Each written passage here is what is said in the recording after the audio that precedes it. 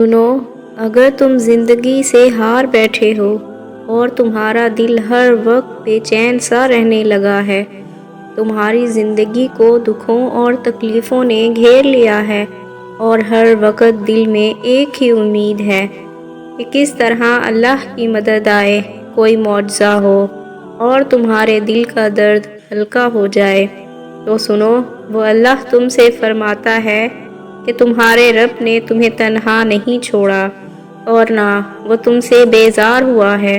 وہ تمہارا رب بھولنے والا نہیں اور اس کے لفظوں سے سچا کوئی نہیں۔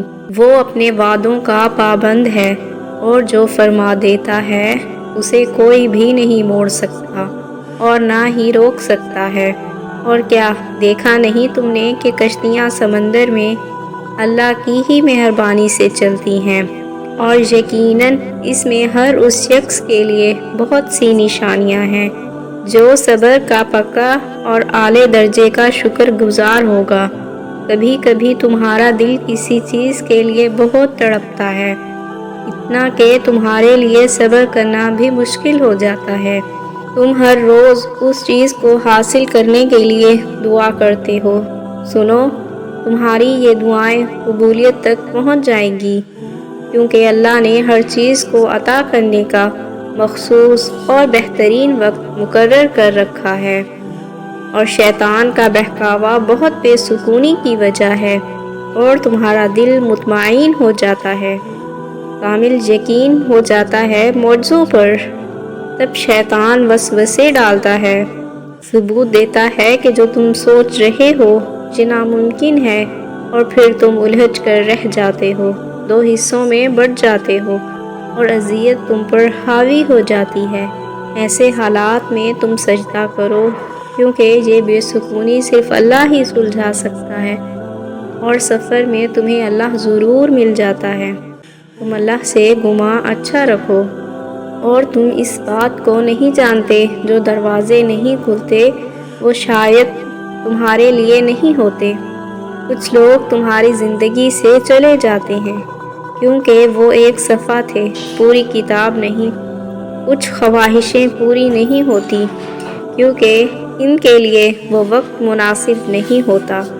کچھ دعائیں قبول نہیں ہوتی کیونکہ اللہ جانتا ہے تمہارے لیے بہتر کیا ہے۔ کچھ درد طویل ہوں گے کیونکہ اس کے بعد آنے والی ہر خوشی اس سے زیادہ طویل ہوگی۔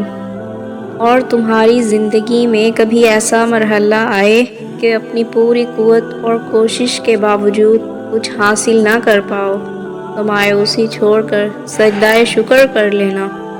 تمہارے لیے یہ بہتر عمل ہوگا، کیونکہ جس کی بارگاہ میں سجدہ کیا جا رہا ہے وہ تمام حالات سے واقف ہے۔ وہ جانتا ہے تمہاری راتوں میں کی گئی محنت کو، اس تڑپ اور اس خواہش کو بھی جو اس چیز کو حاصل کرنے کے لیے کی گئی تھی۔ تو کیا وہ تمہاری چھوٹی سی خواہش پورا کرنے پر قادر نہیں؟ بے شک وہ ہر چیز پر قادر ہے، ناممکن کو ممکن کرنے پر قدرت رکھنے والا ہے۔ سب کچھ اللہ کی لکھی ہوئی تقدیر سے ہے۔ تم اپنا جواب رب پر چھوڑ دو، کیونکہ جب عرش سے جواب آتا ہے نا تو فرش والوں کو کہیں بھی پناہ نہیں ملتی۔ اور اے اللہ، ہمارے گناہوں کو معاف فرما دے، ہماری خطاؤں کو درگزر فرما۔